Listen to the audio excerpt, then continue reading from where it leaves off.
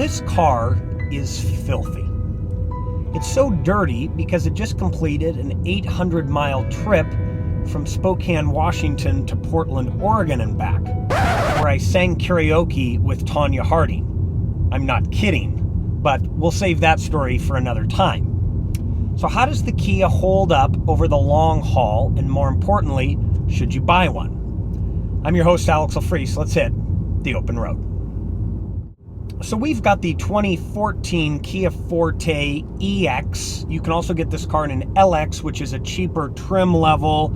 You get a smaller engine, not as cool of wheels, and some other exterior styling features are absent. Speaking of exterior styling, Kia has done an excellent job with this car. It's got a mildly aggressive stance, those swept back headlights, tail lights that sweep around the back. It really is a very sharp looking car, especially in this blue and with these sharp wheels we've got. The one thing I don't like on the exterior is these weird windows around the A-pillar.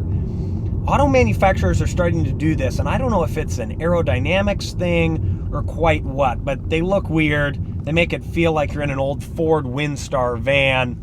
Not a fan. Kia has done a good job with the interior of the Forte as well. The seats are comfortable despite hours of driving. The dash is well laid out.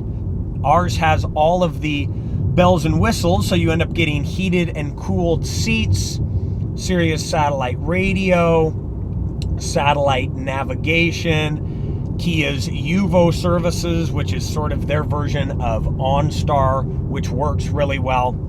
The whole thing's pretty smartly laid out. The instrument cluster is really nice. Tack on the left, informative center screen in the middle, speedometer on the right.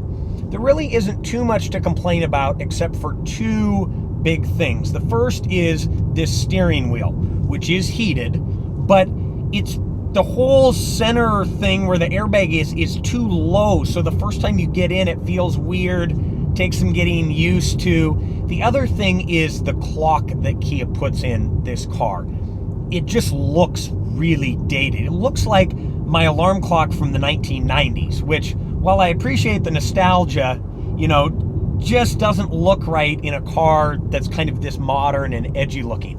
One more thing is the fake carbon fiber. You can feel it. It's like vinyl. It's not even firm or hard. It's terrible. So ditch the carbon fiber.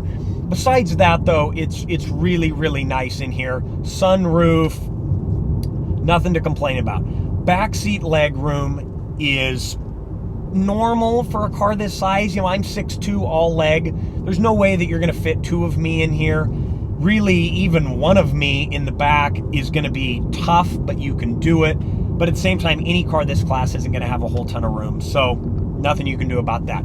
Trunk space, however, is very, very good for a car this size. I was quite surprised. You can get 2-3 sets of golf clubs in there, no problem, although you do get the obligatory flat repair kit instead of a spare or even a donut, so wish Kia would do a little better there. The Forte gets its motivation from a 2.4-liter four-cylinder, good for 173 horsepower and 154 pound-feet of torque.